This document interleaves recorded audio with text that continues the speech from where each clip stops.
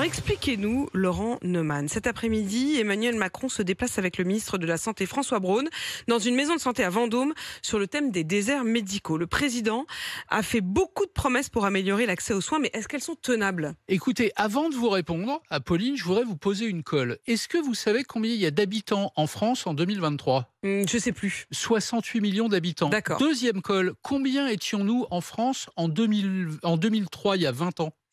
50 ? 60 millions. Mm. Très bien. Donc en 20 ans, On a gagné 8. la France a gagné 8 millions d'habitants. Et parmi eux, vous l'avez compris, de plus en plus de personnes âgées. Maintenant, la question qui tue, a-t-on augmenté dans les mêmes proportions l'offre de soins ? Le nombre de médecins, le nombre d'infirmières, de kinés, d'aides-soignantes? Évidemment, non.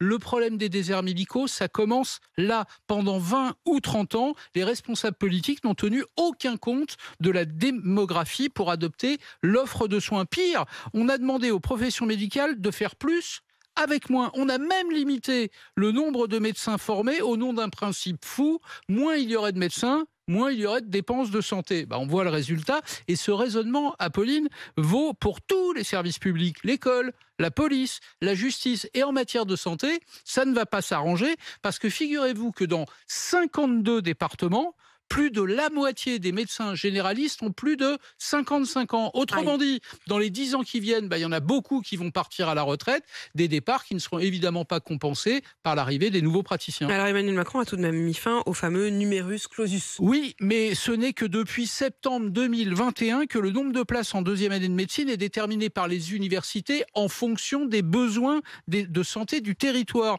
Les effets de cette décision ne se feront donc sentir que dans 20 ans. Et pourtant, mardi dernier, Emmanuel Macron a fait de nouvelles promesses, notamment que les 600 000 patients atteints de maladies de longue durée et qui n'ont pas de médecin traitant, en auront un. Dans certains départements, d'ailleurs, je pense à la Seine-Saint-Denis, l'assurance maladie démarche un par un ces patients qui n'ont pas de médecin. Alors, ça marche, mais c'est vrai que c'est long et lent. Mais il y a deux bémols. Le premier, c'est que l'assurance maladie nous dit que ce n'est pas 600 000 personnes concernées, mais 714 000. Et pire qu'à la fin de 2023, ça concernera 800 000 personnes. Mais il y a un deuxième bémol. Est-ce que vous savez combien il y a de Français qui n'ont pas de médecin traitant du tout ? Millions ? 6 millions. Ouais. 6 millions de personnes. Vous voyez qu'on est loin du compte. Alors dans le Parisien, Emmanuel Macron disait, je cite, « Je me tape des corporatismes ». Oui, vous savez qui y vise ? Les médecins, notamment à propos de ce qu'on appelle la délégation d'actes. Comme on manque de médecins, Emmanuel Macron dit on va demander aux pharmaciens de prescrire certains médicaments, aux opticiens de vérifier la vue, aux infirmières de pratique avancée de renouveler des ordonnances. Peut-on vraiment s'étonner dans ces conditions que les médecins dénoncent une médecine à deux vitesses, voire une médecine low cost ? De même, vous avez vu qu'il est question d'augmenter le prix de la consultation de 1,50 €. L'assurance maladie était prête à aller plus loin, mais à la condition que les médecins acceptent de nouvelles missions,